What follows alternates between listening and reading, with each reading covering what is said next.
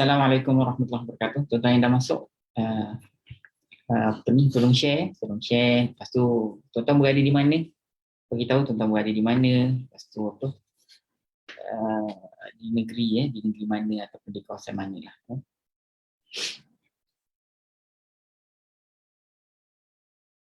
Terima kasih join. Tolong ajakkan kawan lain. Hari ini kita akan bahaskan sambungan daripada surah Yasin. Kita akan bahaskan. Tunggu sekejap, tunggu kawan-kawan kita masuk sekejap. Nanti kita pilih mudah tuan-tuan ya.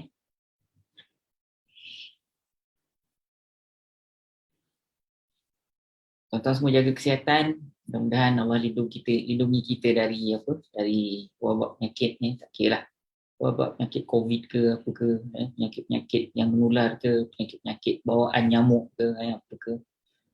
Tolonglah doakan mudah-mudahan semua orang yang kita kenal, orang yang kita tak kenal, mudah-mudahan dilindungi oleh Allah Azza wa Jalla.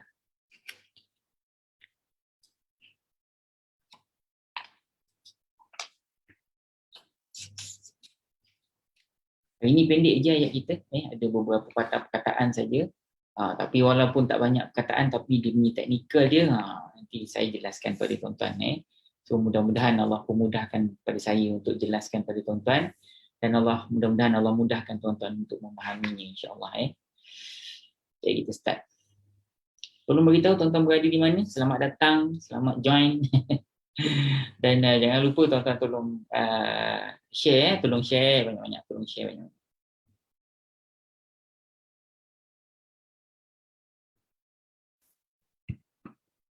Tuan-tuan siapa yang pernah belajar bahasa Arab sebelum ni? Cuba tunjuk kat tangan, dekat tangan ke share, tunjuk macam ni ke dekat kita punya komen tu, cuba tunjuk siapa yang pernah belajar bahasa Arab sebelum ni, bahasa Arab Al-Quran lah.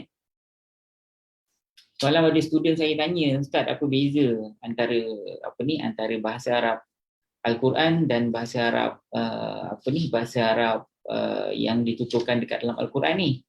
Saya jawab panjang lebar juga. Tuan-tuan kalau nak tengok, tuan-tuan pergi dekat YouTube, live Ustaz Nasar. Jadi kalau live Ustaz Nasar ni tuan-tuan, hari Rabu, setiap hari Rabu kita akan keluarkan program tu. Tak lama lah, dalam setengah jam ke 40 minit, tapi semalam agak lama sikit lah. Tapi tak adalah sampai 1 jam. Kat situ kita jawab persoalan-persoalan daripada student, kemudian ayat, kita sambung ayat yang berikutnya. Dalam dalam tu kalau tak silap saya, kita guna surah apa surah Waqiah tak silap saya. Sebentar saya tengok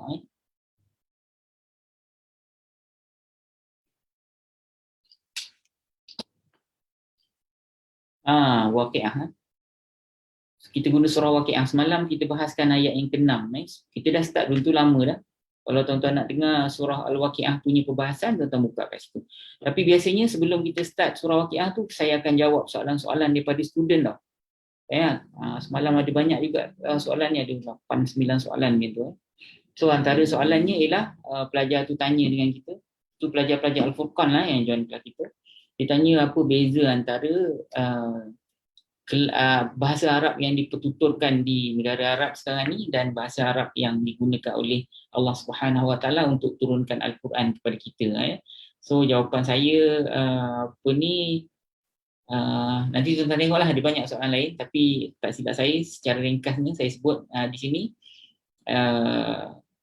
dua bahasa Arab, dan bahasa Arab yang digunakan dalam Al-Quran ialah bahasa Arab yang dipertuturkan oleh Rasulullah SAW dan para sahabat dan orang-orang Quraisy pada masa tersebutlah, dan juga orang-orang di Madinah. Orang Madinah bukan orang Quraisy tapi itu petuturan bahasa Arab orang pada zaman tersebut.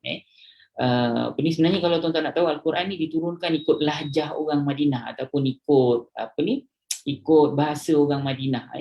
Di kadang-kadang walaupun Madinah dengan Mekah dua-dua cakap Arab, tapi macam kita lah dengan Kedah dan Kuala Lumpur dan Negeri Sembilan. Jadi kalau Quran ini diturunkan ikut pertuturan ataupun bahasa ataupun slang ke apa ke yang dipertuturkan oleh orang Madinah, itu yang kita gunakan sampai hari ini sebenarnya.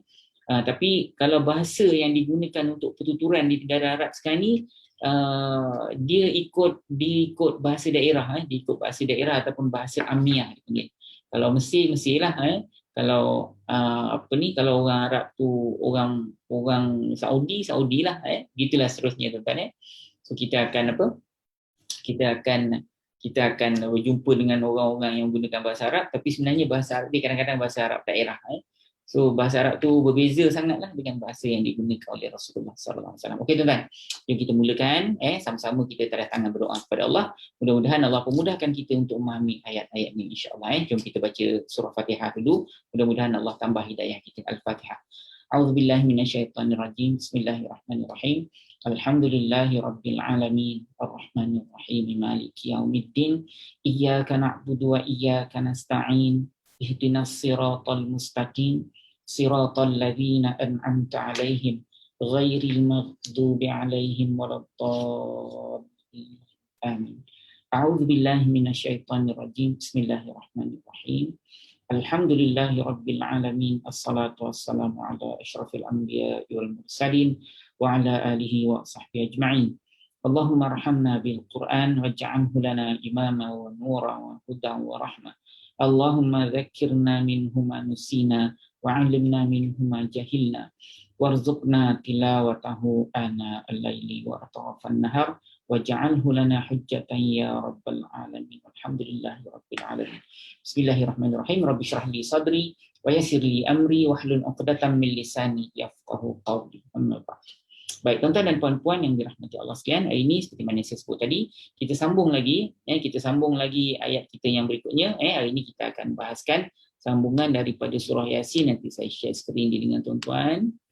Hari ini ayatnya ialah Tanzilal Azizir Rahim. Tanzilal Azizir Rahim. Ni ayat ni. Tanzilal Azizir Rahim. Ayat ni tentulah sambungan daripada ayat yang sebelum ni kan. Okey. Ala siratin mustaqim tanzilal aziz rahim. Baik, apa maksud dia? Maksud dia ialah tanzil maknanya penurunan ataupun turun. Ini bukan kalimat fa'il tuan-tuan. Penurunan bukan kalimat fa'il. Inilah kalimat isim. Al-Aziz Ar-Rahim. Aziz maknanya yang maha perkasa, Rahim maknanya yang maha penyayang. So sebab tu saya kata walaupun ada 3 huruf hari ini, ada 3 kalimat saja hari ini, tapi dia punya hal teknikal dia agak mencabar untuk saya jelaskan pada tuan-tuan. Tapi tuan-tuan jangan risau, saya akan cuba sebaik mungkin untuk bantu tuan-tuan faham ayat ni. Okey, saya baca dulu tuan-tuan puan-puan semak A'udzubillahi minasyaitonirrajim. Saya buka pointer yang lebih besar. A'udzubillahi minasyaitonirrajim. Tanzilal azizir rahim. Tanzilal Azizir Rahim. Kalimat yang pertama ialah tanzila, kemudian al-azizi ar-rahimi.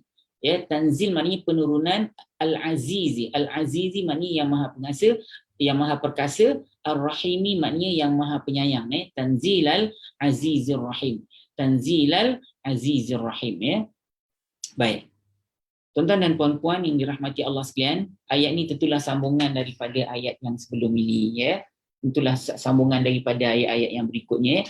Ala siratil mustaqim, kata Allah, di atas jalan yang lurus, di atas jalan yang lurus. Tanzilal azizir rahim, penurunan dari yang maha perkasa dan maha penyayang. Okey, tuan-tuan dan puan-puan yang dirahmati Allah sekalian, kalimat yang pertama yang tuan-tuan jumpa dalam konteks ayat ni ialah tanzil. Tanzil saya kata dia ialah kalimat. Nanti kita tafsir sikit ayat ni tuan-tuan. Dalam dia tuan-tuan jangan salah faham tau. Tafsir ni makna lain tau. Tafsir makna lain. Maksudnya tafsir ni dengan terjemah tu berbeza tuan-tuan. Kadang-kadang ada pelajar-pelajar ataupun orang yang tengok Al-Quran, dia sangkakan bahawasanya terjemahan dan penafsiran itu merupakan benda yang sama. Ada persamaan tapi dia bukan perkara yang sama. Ada persamaan, banyak persamaan tapi dia bukan benda yang sama tuan-tuan. Terjemahan ni tuan-tuan terjemahlah balik apa yang ditulis. Jadi kadang-kadang bila kita tu tafsir, jadi penafsiran orang yang tafsir dia kata Tanzilal Aziz Rahim, maknanya Quran itu diturunkan oleh yang maha pemurah, yang maha perkasa lagi maha penyayang. Itu bukan tafsir tuan-tuan. Itu terjemah. Diturunkan oleh yang maha perkasa lagi maha penyayang. Itulah tafsiran ni. Itu bukan tafsir, itu terjemah. Tapi samalah. Cuma tafsiran ni apa yang ada di sebalik ayat tu. Kita boleh apa kita ustaz-ustaz ataupun para ulama dia kupas apa yang kita boleh ambil dalam konteks ini. Itu yang lebih dekat dengan apa yang kita sebut sebagai apa yang selalu di hujung-hujung kan kita bahas tentang orang ulul albab kan. Ulul albab ni dia nampak apalah yang Allah Taala hendak semasa Allah Taala berikan ayat tu kepada kita. Nah, itu penting tuan-tuan tahu. Bila tuan-tuan baca Tanzilal Aziz Rahim, turun dari yang Maha Perkasa lagi Maha Penyayang. Sekarang ni, apa yang Allah Ta'ala nak bagi statement kepada kita? Apa yang Allah Ta'ala? Itu yang penting sebenarnya tuan-tuan. Itu yang lebih penting. Bukannya tafsir, terjemah aja balik. Itu terjemah, itu bukan tafsir. Okey, saya ulang balik tuan-tuan apa yang pernah saya sebutkan sebelum ni. Katalah tuan-tuan dalam satu kampung. Ni saya nak bagi analogi supaya tuan-tuan nampak apa yang saya maksudkan. Katalah tuan-tuan berada dekat dalam satu kampung ataupun satu rumah. Katalah saya ni sebagai seorang ayah, saya seorang bapa ataupun ayah yang kat dalam rumah tu, saya yang cari rezeki untuk keluarga. Tiba-tiba saya keluarkan satu statement pada anak-anak saya. Saya kata dengan anak-anak saya, makanan dalam rumah ni diturunkan oleh saya ni yang maha baik. Saya ni yang sangat baik pada kamu. Kata contoh kita duduk satu rumah ataupun tuan-tuan duduk satu kampung lah, tak payahlah satu rumah, kita bukan anak beranak. Yang lebih mudah katalah tuan-tuan duduk satu kampung, kemudian Tok Mulu kata dengan tuan-tuan saliran air ni sayalah yang pemurah, sayalah yang berikan pada awak, sayalah yang derma tanah untuk buat saliran ni pada orang kampung. Sekarang ni kalau ketua kampung dia cakap macam tu, tuan-tuan janganlah cerita pasal ustaz dia ni nak meninggi diri, nak menyombong, nak ujuk. Janganlah. Ini saya nak cerita, kalaulah seorang ketua kampung dia keluarkan statement macam tu. Saliran tali air ni sayalah yang derma untuk saya yang derma tanah saya untuk buat saliran tali air ni. Katalah ketua kampung cakap macam tu, apa sebenarnya yang ketua kampung nak daripada tuan? Jadi kalau Allah Taala sebut dekat dalam Al-Quran, diturunkan oleh yang maha pemurah lagi maha penyayang. Aku lah tu, kata Allah Ta'ala. Maksudnya gitulah. Diturunkan Al-Quran itu, diturunkan Nabi Muhammad SAW, diturunkan Al-Quran itu kepada aku yang maha perkasa dan maha penyayang. Maksudnya gitu. Kenapa Allah Ta'ala keluarkan statement tu? Itu penafsiran tu yang tuan-tuan kena keluarkan, dan itulah yang sesuai untuk sepanjang zaman, tuan-tuan. Itulah yang sesuai pada zaman Rasulullah pun sesuai, zaman selepas itu pun sesuai, zaman kita pun sesuai, zaman sampai hari kiamat pun sesuai. Bila tuan-tuan dapat keluarkan, kenapa statement itu dikeluarkan oleh Allah Azza wa Jalla? Tanzilal Aziz Rahim, yang diturunkan oleh Allah yang maha pemurah dan maha aziz ni maknanya maha perkasa, rahim maknanya maha penyayang. Tengok daripada awal ayat tu Allah Taala kata wal Quranil Hakim, demi Al-Quran yang maha bijaksana, kata Allah Taala. Biasanya kan hakim ni maha bijaksana ni dia diberikan ataupun disebut untuk orang yang hidup, tuan-tuan. Tapi Al-Quran itu seolah-olah Allah Ta'ala sebut hidup. Kita dah jelaskan kenapa, tuan-tuan boleh tengok balik video-video kita sebelum ni. Kenapa Al-Quran itu Allah kata maha bijaksana? Adakah Quran itu hidup? Yes, Quran itu sebenarnya memang hidup. Dia bukan hidup dari sudut dia boleh berjalan, dia boleh makan minum macam orang. Tapi dia hidup tu maknanya dia hidup ayat-ayat tu, dia sesuai untuk orang zaman Rasulullah, dia sesuai untuk zaman hari ini dan sesuai untuk zaman akan datang. Jadi ayat tu dihidup. Itu sangat susah, tuan-tuan. Tuan-tuan tengok berapa banyak karya-karya yang tuan-tuan baca, dia sesuai untuk zaman dulu tapi tak sesuai untuk zaman hari ini. Sebab cabaran dan kemudahan dan apa saja, zaman dulu dengan hari ini kan berbeza. Tapi Al-Quran tidak. Dia sesuai masa zaman Rasulullah, dia sesuai masa zaman hari ini, dia sesuai masa zaman akan datang. Dan sebagian orang, kalau anda kata dia itu orang yang ingkar, orang yang derhaka pada Allah Ta'ala, bila kita bawa pada dia ayat Quran, dia kata apa? Oh, asatirul awwalin. Ni ada asatirul awwalin maknanya apa? Dongengan, tu cerita dongeng orang dulu kala ya. Itu zaman dulu pun ada orang macam tu. Zaman sekarang pun ada orang macam tu. Nanti sampai hari kiamat ada orang yang macam tu. Bila kita bawa pada dia ayat Al-Quran, apa kata dia? Tuan-tuan dengar asatirul awwalin ni maknanya dongengan orang dulu kala.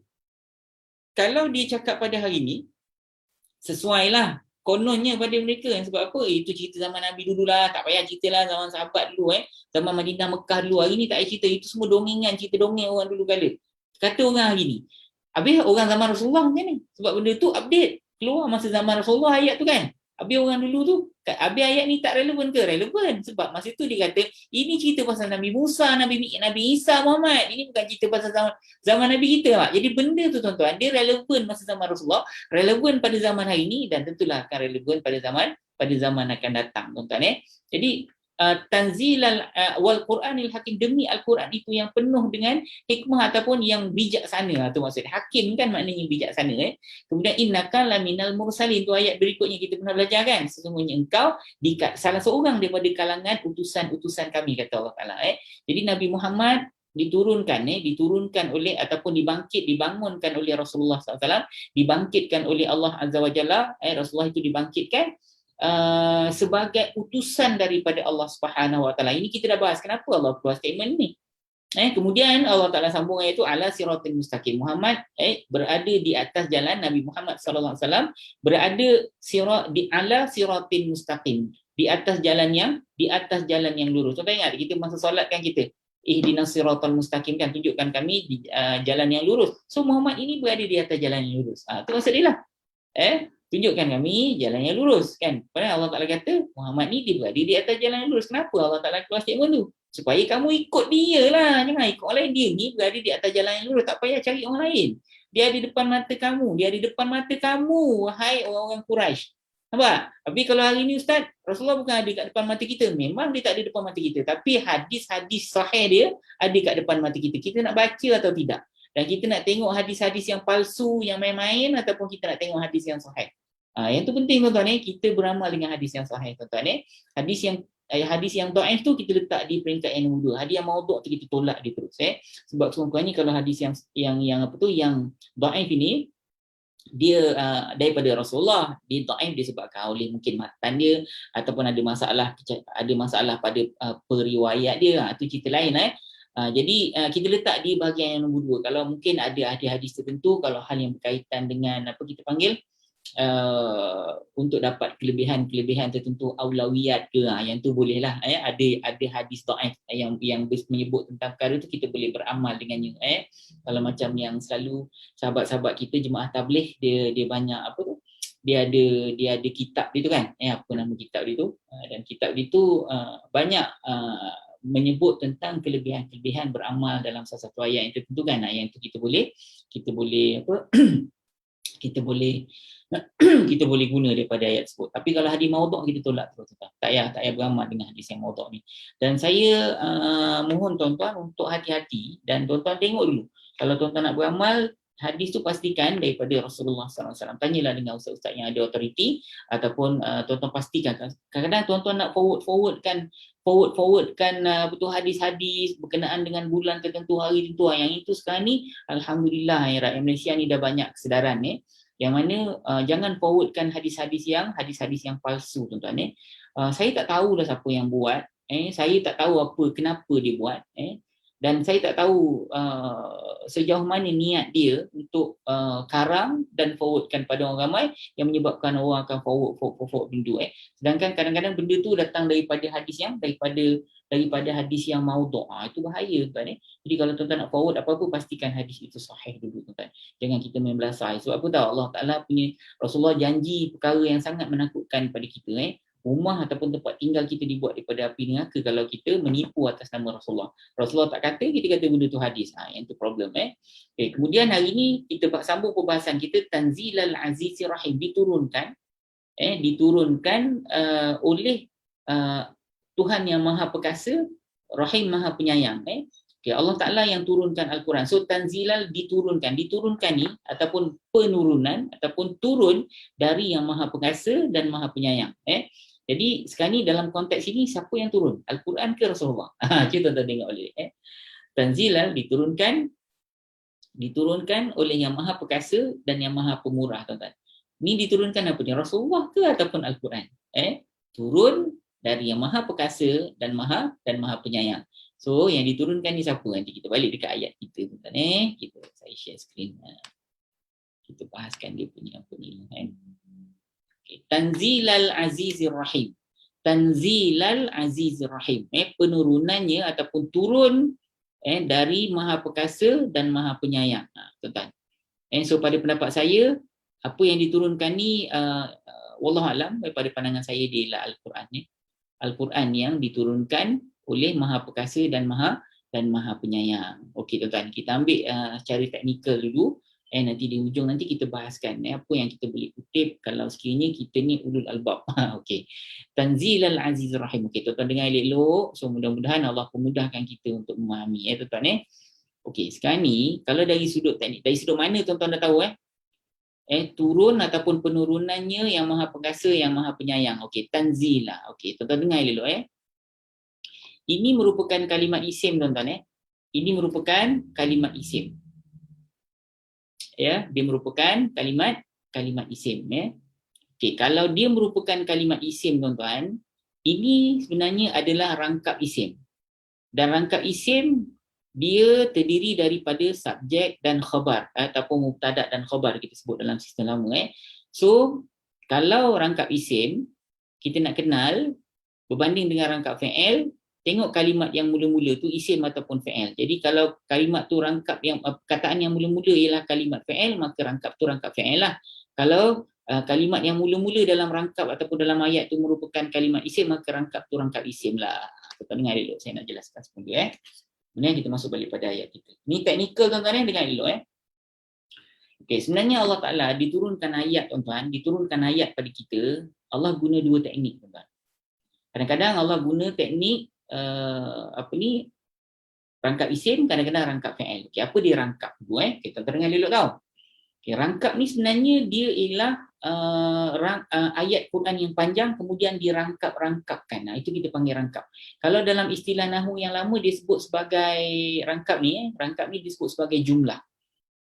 Contohnya macam ni, katalah ayat tu panjang ni, tapi ayat yang kita bahas ni pendek tau, tak ada masalah, dia ada satu rangkap Kalau ayat tu panjang, ni saya nak jelaskan apa makna rangkap katalah dalam ayat tu kita ambil ayat dalam bahasa Melayu yang mudah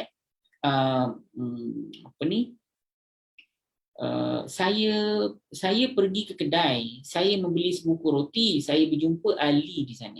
Saya pergi ke kedai, saya membeli sebuku roti, saya berjumpa Ali di sana. So dalam konteks, katalah tu satu ayat, satu ayat.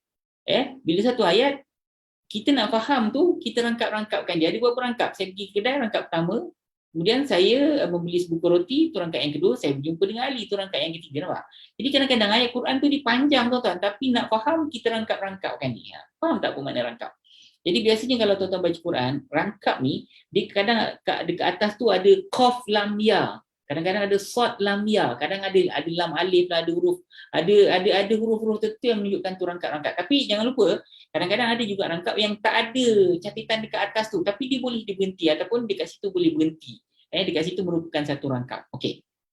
Sekarang ni tuan-tuan, rangkap ni sebenarnya dia ada dua jenis. Katalah tuan-tuan dah tahu macam nak putus dan potongkan rangkap tu, nanti kita jumpa kalau jumpa ayat panjang nanti saya jelaskan lagi tentang rangkap Ni peringkat ni tuan-tuan dengar aja apa yang saya nak jelaskan tentang rangkap Okey. Sebenarnya rangkap-rangkap ni tuan-tuan dia ada dua jenis. Yang pertama kita panggil rangkap nama atau rangkap isim lah. Yang kedua ialah rangkap fi'il, rangkap perbuatan. Rangkap nama dan rangkap perbuatan. Rangkap isim dan rangkap fi'il. Okay, macam mana kita nak bezakan antara rangkap nama dan rangkap perbuatan ni? Macam mana saya pakai isim fi'il senang tak Macam mana kita nak kenal rangkap isim dan rangkap fi'il? Okey, rangkap isim kalau kita nak kenal ataupun rangkap fi'il kita nak kenal, kita tengok huruf yang mula-mula dekat dalam rangkap tu. Katalah kita balik dekat ayat kita, yang ni tak apa, yang ni ada satu rangkap tuan-tuan dalam ayat ni So kita tak payah nak potong-potong, ni satu rangkap. So kita kena tengok ayat kalimat yang pertama dekat dalam ayat tu. Isim ke fi'il? Kalau dia merupakan kalimat isim, maka rangkap tu rangkap isim lah, isim punya lah. Kalau mula-mula tu fi'il, maka fi'il punya lah. Nampak? Tapi kalau tuan-tuan jumpa kalimat haraf macam ni, Ustaz, saya jumpa mula-mula katalah kita ambil ayat berikut. Litunzira qaumam li ni haraf Ustaz. Tunzira ni barulah saya jumpa kalimat fi'il, engkau beri peringatan. Nampak? Jadi kalau dekat situ maknanya ni rangkap haraf Ustaz. Bukan, ni rangkap fi'il. Haraf tak kira tuan-tuan. Yang kita kira dalam perlumbaan itu isim dan fi'il saja. Kalau tuan-tuan jumpa kalimat tu kalimat isim, maka rangkap tu rangkap isim macam kita jumpa dekat dalam ayat hari ni. Tapi kalau dalam ayat tu, dalam rangkap itu tuan-tuan jumpa fi'il yang dulu, maka rangkap tu rangkap fi'il. Kalau haraf tinggalkan. Haraf dia tak masuk dalam perlumbaan ni. Okey, kita balik dekat sini. So kalau tuan-tuan tahu ini merupakan rangkap isim, tanda dia apa? Tandanya kalimat pertama ialah kalimat isim, maka tuan-tuan dalam kalimat isim ni, isim Kalau tuan-tuan jumpa kalimat isim, apa yang perlu tuan-tuan buat? Kalau tuan-tuan jumpa kalimat fi'il, apa yang perlu tuan-tuan buat? Itu yang saya nak jelaskan sekarang ya. Okay, kalau tuan-tuan jumpa kalimat isim, tuan-tuan kena cari subjek dan khabar. Kena cari subjek dan khabar. Ya, kalau tuan-tuan jumpa kalimat apa tu fi'il pula dulu, senang saja. Tengok fi'il, tengok siapa pelaku dia, ada atau tidak maf'ul bih. Kita jumpa fi'il nanti kita bahas Okay, kita fokus pada kalimat rangkap isim dulu Kalau tuan-tuan jumpa rangkap isim, maka tuan-tuan kena cari dua maklumat. Yang pertama tuan-tuan kena cari subjek dia, yang kedua tuan-tuan kena cari khabar dia. Ataupun dalam istilah lama kena cari mana mubtada' dia dan mana khabar dia. Apa makna mubtada' dan khabar Mubtada' dan khabar ni, mubtada' ni ertilah subjek dalam cerita. Sebab tu saya guna perkataan subjek.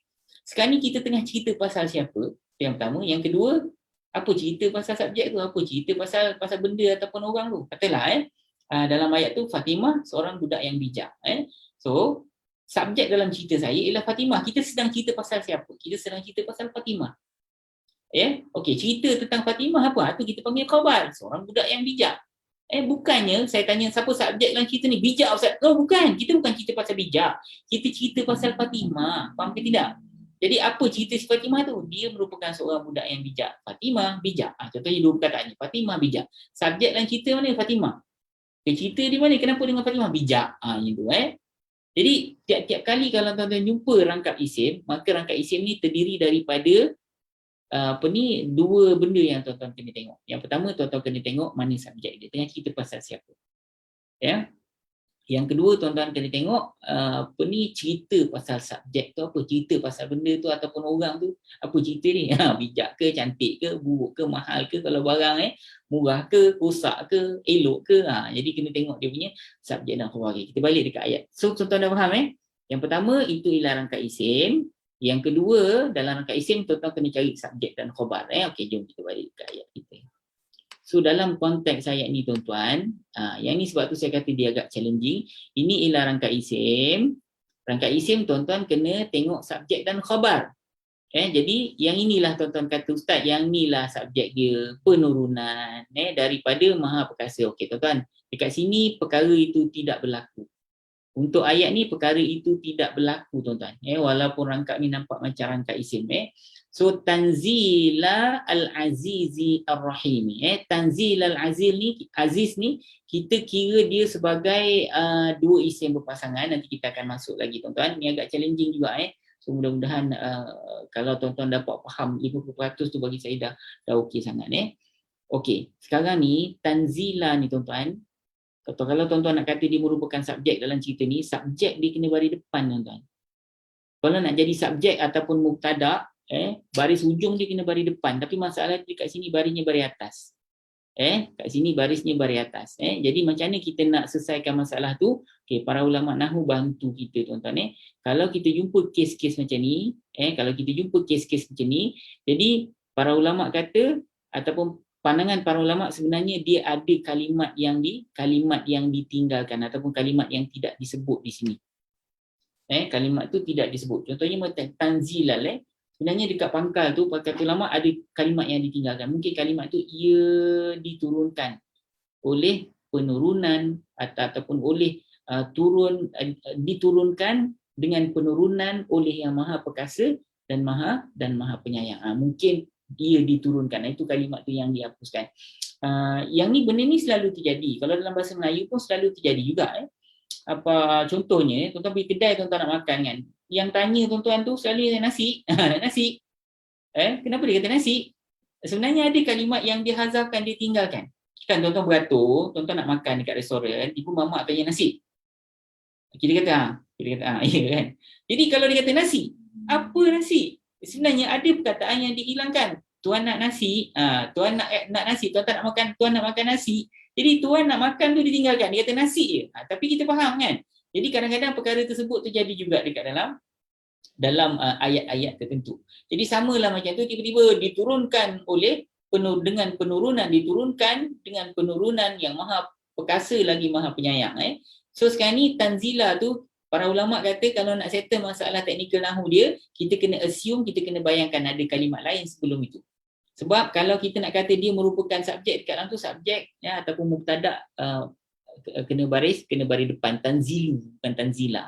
So kalau tanzila ni kita kena settle masalah kita sendiri. Tuan-tuan jangan lupa tahu Quran ni turun dulu Quran, baru kaedah disusun oleh para ulama tau. Bukannya susun kaedah dulu baru Quran tu turun. Jadi kita kena ikut Al-Quran.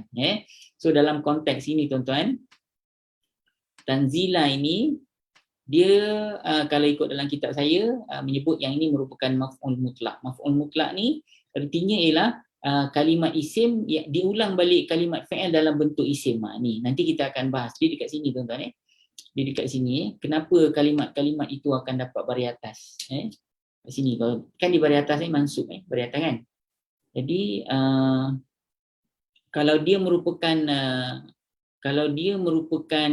apa kita panggil tadi, maf'ul mutlak salah satu maf'ul, ulang balik fa'il dalam bentuk isim. So kalau dia maf'ul mutlak, maka dia entitled, dia layak untuk dapat pangkat mansub berbaris atas. Jadi kan tanzila tu kan dapat baris atas kan. Jadi kita nak sebut adakah dia khabar kana subjek ina, yang paling dekat dengan technical untuk kalimat itu dia merupakan maf'ul mutlak. Ni kita akan belajar kalau tuan-tuan belajar dengan Al-Furqan. So maf'ul mutlak. Jadi kalau nak jadikan dia sebagai maf'ul mutlak, maf'ul mutlak, kita kena tahu apa fa'il dia. Apa fa'il dia, itu nanti kita akan belajar dengan lebih detail tersebut. So fa'il dia tak ada kat situ kan, tanzila kan. Kalimat tu dia mula dengan tanzila kan. So kalau tanzila, mana fa'il yang menyebabkan dia jadi maf'ul mutlak? Jadi yang itu yang kita kata kena assume ada satu kalimat yang telah dihazafkan. Ada kalimat yang telah dihazafkan sebelum itu, maksud dia. Kemudian al-azizi, tanzil al-azizi ni dua isim berpasangan. Dia ni pasangan mudhaf dan mudhafun ilaih kan. Ni mudhaf dan mudhafun ilaih. Penurun apa tu? Macam ni kita nak sebut, penurunan oleh Maha Perkasa Maha Penyayang. Penurunan oleh Maha Perkasa dan Maha Penyayang. Al-Quran itu penurunan oleh Maha Perkasa dan Maha Penyayang. So ni dua isim berpasangan, ini ialah pasangan mudhaf dan mudhafun ilaih. Okey, apa makna mudhaf mudhafun ilaih? Ini sandaran, sandar dan menyandar. Ini pun kita akan bahas panjang kalau tuan-tuan masuk kelas, kita akan jelaskan dengan lebih detail. Kalau dengan kelas setengah jam kita ni, benda tu kalau saya jelaskan sekarang bolehlah secara ringkas, tapi sekadar untuk tuan-tuan faham dalam konteks teknikal dia saja. Dua isim berpasangan ni ada dua jenis, satu pasangan zat dan sifat. Ini zat dan sifat, ini ialah pasangan mudhaf dan mudhafun ilaih. So mudhaf dan mudhafun ilaih ni tuan-tuan, mudhafun ilaih dia kena baris bawah. Mudhaf dia tak ada baris asas, nanti kita jumpa kita jelaskan lagi. So mudhafun ilaih ini kena baris bawah. So kalau tuan-tuan belajar dalam sistem kita, cara i'rab dia ialah tanzila ni kalimat isim. Dia ialah isim biasa kat sini. Dia ialah kalimat isim kat sini. Dia ialah kalimat isim. Di isim yang ada gelaran dan fungsi, isim biasa, di isim biasa. Sebab apa? Tanzila tu ujung dia boleh kita ubah baris. Tanzilu boleh, tanzila boleh, tanzili boleh. Dia bukan macam home, bukan macam alladhi kan. Kalimat alladhi, alladhina, zalika, itu alladhi maknanya orang-orang yang, alladhina maknanya orang-orang yang, home maknanya mereka kan. Yang ni tuan-tuan tak boleh ubah baris tau. Itu semua adalah kalimat isim yang ada gelaran dan fungsi. Tapi kalau jenis isim-isim yang boleh tuan-tuan ubah baris ujung dia, kita panggil isim biasa. Boleh ubah. So kita nampak dia baris atas ke baris depan ke baris bawah tadi tuan-tuan, tanzila, kita nampak dia baris atas kan. So dia sedang berpangkat mansub. Dia sedang berbaris atas ataupun dia sedang berpangkat mansub ni. Dia sedang berpangkat mansub. So ini dua isim berpasangan, ini ialah pasangan mudhaf dan mudhafun ilaih. Okey, ni ialah kalimat isim, dia isim biasa tadi kita kata, dia sedang berpangkat mansub. Tanda mansub dia mana? Tanda mansub dia ialah baris atas kat sini. Okey, sekarang ni apa penyebab dia dapat pangkat mansub? Apa penyebab? Ni ada 11 sebab kan? Okey. Ustaz, yang paling dekat yang kita bahas tadi, yang sampai macam nak pening kepala kita tu, ialah dia dapat baris atas tadi, dapat pangkat mansub disebabkan dia ialah maf'ul mutlak. Maf'ul mutlak. Okey, kalau dia maf'ul mutlak, sebab itulah dia dapat pangkat baris atas. Kalau tuan-tuan pening tak apa, tuan-tuan kalau belajar dari awal, benda tu tak ada masalah, insya-Allah. Sebab tu saya nak ajak tuan-tuan join kelas kita. Hujung bulan ni kita akan buka satu kelas baru tuan-tuan ni. Sekejap. Saya kecil ni. Ni kelas baru ni tuan-tuan. Tuan-tuan join ramai-ramai, kita akan belajar dari awal dan kita akan belajar guna WhatsApp. Saya sendiri yang akan bimbing tuan-tuan ni. Tuan-tuan pergi dekat ni tau. Saya berminat, hantar ke 019-511-9000. Kita akan start daripada awal betul-betul. Macam saya sebut dengan tuan-tuan, kat sini kita tak boleh guna sistem bab tau, pelajaran pertama, pelajaran kedua, pelajaran ketiga. Sebab kalau dalam kelas-kelas umum macam kita buat sekarang ni, tuan-tuan tengah ni, kita kena ikut ayat tau. Ayat pertama, ayat kedua, ayat ketiga, ayat keempat. Tetapi kalau kita guna ayat, saya tak boleh ikut susunan pelajaran tu daripada pelajaran 1, pelajaran 2, pelajaran 3, tak boleh. Sebab dalam ayat yang sekarang ni katalah ayat yang kelima ni kan, tapi kita baru kelas kita yang ketiga, yang keempat, saya kena ajar tuan-tuan bab pelajaran yang keempat atau yang ketiga. Tapi dekat dalam contoh ni tak ada. Mungkin ada dekat dalam contoh ayat yang ke-9 ke nanti. Jadi takkan kita nak lompat-lompat. Dah baca ayat yang sampai ayat yang keempat, kita lompat ayat ke-9. Kenapa Ustaz lompat ayat Ustaz? Sebab pelajaran kita hari ni tak ada dekat ayat yang kelima, kita kena lompat ayat ke-9. Kan pening. Kemudian besok kita jumpa lagi pelajaran kita katalah pelajaran tu sepatutnya yang ketujuh kan, tapi dalam ayat yang ketujuh tak ada.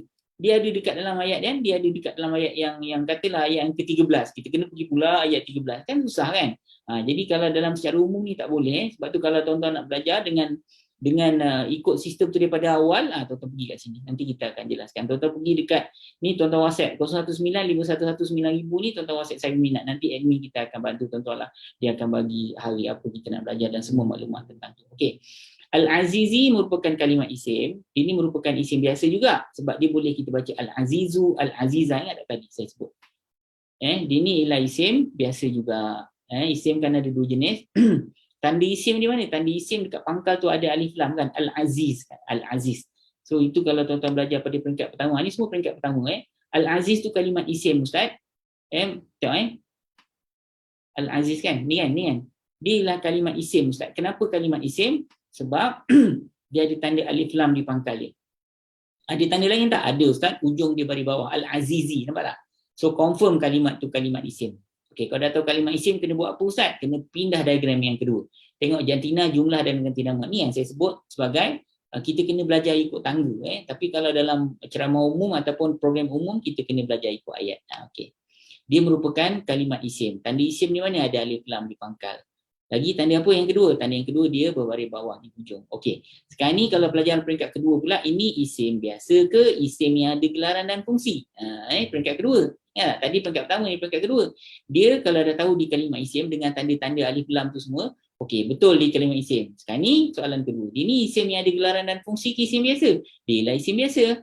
Jadi kalau isim biasa kita tengok pangkat dia. Dia sedang berpangkat mansub ke marfu' ke majrur. Tengok dia baris atas ke baris depan ke baris bawah. Baris atas Ustaz, maknanya dia sedang berpangkat mansub Ustaz. Itu maksud dia. Dia sedang berpangkat mansub kalau baris atas, sorry. Dia sedang berpangkat majrur, maafkan saya. Dia sedang berpangkat majrur. Okey, kenapa awak kata dia pangkat majrur? Ni di ujung di baris bawah Ustaz. So dia sedang berpangkat majrur lah. Okey, sekarang ni kalau dah sudah tahu dia pangkat majrur, pasal apa dia dapat pangkat majrur? Baru kita pergi pada peringkat yang ketiga. Dia dapat pangkat majrur Ustaz sebabnya dia tu adalah mudhafun ilaih. Ingat tak saya kata dia dua isim berpasangan, dia ialah pasangan mudhaf dan mudhafun ilaih. So kalau mudhafun ilaih ni sandar menyandar kan? Sandaran dan yang menyandar. So mudhafun ilaih ni yang menyandar kepada kalimat tanzila itu. So al-aziz tu al-azizi mudhafun ilaih. Jadi sebab dia mudhafun ilaih lah Ustaz menyebabkan dia entitled untuk dapat pangkat majrur itu. So tanda majrur dia baris bawah kan. Jadi sebab apa? Sebab dia dapat pangkat majrur kerana dia merupakan mudhafun ilaih. Sekali lagi tuan-tuan dia merupakan kalimat isim, tanda isim dia alif lam dan baris bawah. Kemudian kalau dah tahu dia ni isim yang ada gelaran dan fungsi ke isim biasa? Isim biasa. Kalau isim biasa, dia pangkat dia marfu' ke mansub ke majrur? Pangkat dia majrur. Okey, kenapa tanda majrur dia mana? Tanda majrur dia di baris bawah. Apa penyebab dia dapat pangkat majrur? Kerana dia merupakan mudhafun ilaih. Okey, Al-Azizi Ar-Rahimi pun dua isim berpasangan juga, tapi dia ni pasangan zat dan sifat. So Ar-Rahimi merupakan kalimat isim. So ada dua tanda isim, ada alif lam dan baris bawah kan. Okey, dia merupakan kalimat isim. Okey, kalau isim yang ada gelaran dan fungsi ke isim biasa? Isim biasa. Kalau isim biasa tengok pangkat dia marfu' ke mansub ke majrur? Pangkat dia majrur Ustaz. Tadi kan kita dah bagi dia punya tu kan, pangkat dia majrur. Okey, tanda majrur dia mana? Tanda majrur dia baris bawah. Okey, kalau macam tu kenapa dia dapat pangkat majrur? Kalau dia dapat pangkat majrur kerana dia kan zat sifat tadi kan. Al-Azizi Al-Rahimi kan, dia merupakan sifat. Jadi sifat ni dia follow saja baris zat dia. Zat dia tadi kan Al-Aziz kan. Al-Azizi balik. Dia dua isim berpasangan, dia pasangan zat dan sifat. Ar-Rahimi merupakan sifat. Okay, kalau sifat dia akan follow baris zat. Zat dia mana? Zat dia Al-Azizi. So Al-Azizi ni tuan-tuan, dia menjadi mudhafun ilaih kepada Tanzila dalam masa yang sama. Dia merupakan zat kepada Ar-Rahimi. So Ar-Rahimi merupakan sifat kepada Al-Azizi. Nampak? Tanzila ni tadi selain daripada kita sebut dia sebagai maf'ul mutlak, dalam masa yang sama dia menjadi mudhaf kepada Al-Azizi, tuan-tuan. Hari ni saya nak sebut kat tuan-tuan, macam mana tuan-tuan? Pening tak tuan-tuan kita belajar bahasa Arab kalau guna sistem lama? Pening kan? Tapi sekarang ni tuan-tuan rasa pening sikit, saya sengaja nak bagi tuan-tuan experience kenapa yang susah sangat bahasa Arab ni. Sekarang ni tuan-tuan, kita lepas daripada ni saya akan pemudahkan, saya akan tunjukkan pada tuan-tuan bagaimana kita nak belajar. Saya akan cuba sebaik mungkin untuk ikutlah dia punya, apa kita panggil, dia ikut dia punya apa tu tingkat tu satu persatu. Hari ni sengaja saya nak bagi tuan-tuan experience yang nak challenge tuan-tuan, tapi sebenarnya dalam sistem bahasa Arab Al-Furqan tuan-tuan akan belajar dengan sangat mudah. So nanti pada pertemuan kita akan datang, kita akan balik pada pengajian kita seperti biasa yang senang-senang. Kita akan ambil balik daripada yang basic balik, supaya tuan-tuan akan meningkat satu persatu sikit-sikit, tuan-tuan. So tuan-tuan, tapi kalau tuan-tuan nak dengan lebih terperinci dan lebih lengkap, ni saya sebut ni, tuan-tuan pergi dekat sini, tuan-tuan masuk kelas WhatsApp kita lah kalau nak cepat. Masuk kelas WhatsApp kita, tuan-tuan hantar saya berminat ke 01951109000. Ingat nombor ni. Okay, tuan-tuan pergi dekat nombor tu, nanti kita akan ajar tuan-tuan daripada awal ikut tingkat satu persatu. Tapi kalau tuan-tuan nak ikut sistem kita, saya akan cuba sedaya mungkin lah untuk ikut kita punya kita punya tingkatan ataupun tangga tu. So terima kasih atas perhatian tuan-tuan semua. Terima kasih atas perhatian tuan-tuan semua. Saya nak tuan-tuan tengok, kalau tuan-tuan merupakan ulul albab, tuan-tuan tolong share dekat situ kenapa ayat tu Allah turunkan pada kita. Cuba try lah. Tapi kalau saya kata itu tak kena, janganlah kecil hati pula. Nanti kita try lagi. Nanti lama kita akan lebih mahir. So hari ni saya nak tuan-tuan pergi dekat komen. Kenapa Allah Ta'ala keluar statement tu? Diturunkan oleh yang maha perkasa, diturunkan oleh yang maha perkasa dan maha penyayang. Kenapa Allah Ta'ala pilih perkasa dan penyayang? Itu semua antara benda yang boleh tuan-tuan keluarkan. Kenapa Allah Ta'ala bagi statement ni pada kita? Saya nak try tuan-tuan. Tuan-tuan ni kan semua umur semua berbagai lapisan kan. Saya nak tengok sejauh mana tuan-tuan faham ayat ni, tuan-tuan boleh tafsirkan ayat ni. So kalau saya kata yang ni tak berkena bang, janganlah kecil hati tau. Kalau yang ni bagus, saya tunjuk macam ni tu maknanya bagus. So okey, terima kasih atas perhatian dan insya-Allah nanti kita jumpa lagi. Apa yang saya nak cakap lagi? Okey, jangan lupa share, kemudian like dan komen. Kalau tuan-tuan rasa seronok, tuan-tuan share. So nanti kita jumpa lagi di lain pertemuan. Assalamualaikum warahmatullahi wabarakatuh.